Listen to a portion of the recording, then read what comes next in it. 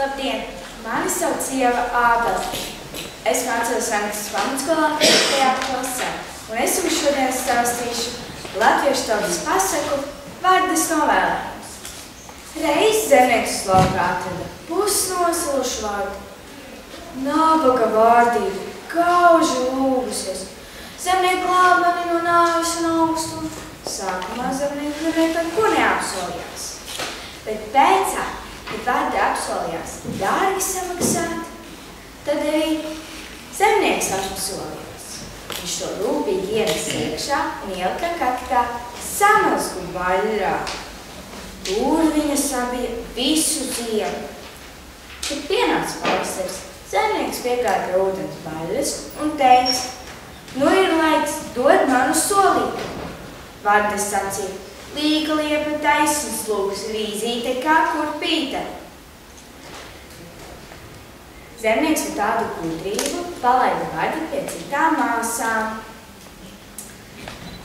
Varda lūgusi Dievu, Dievs no arī devis liepai stiprumu un mīkstu lūku. No tā laika viss sākušas plēst lūkas un darīt vīzes. Mēs ar klasi devāmies ekskursijā uz muzeju. Jūs gan jau jautās, kas bija muzejā? Es jums izstāstīšu. Muzejā bija daudz senu lietu,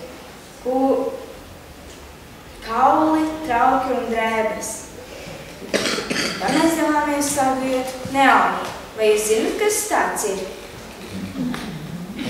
Es jums izstāstīšu. Neonija ir tāda vieta, kur ir daudz spīdīgu istabu.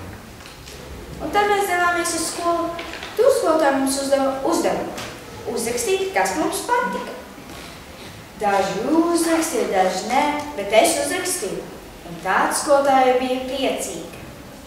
Bet tie, kuri neuzrakstīja, tāda skolotāja bija izbrīnīta, jo viņa no saviem skolniekiem negaidīja to, ka viņi neizdarīs.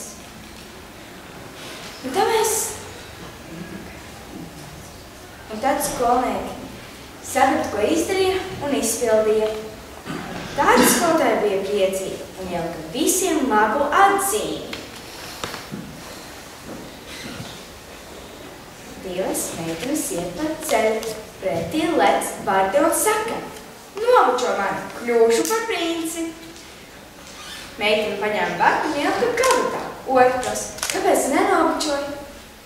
Ai, bagātu vīriešu ir daudz, bet runājuši Vardu neviens nav redzējis.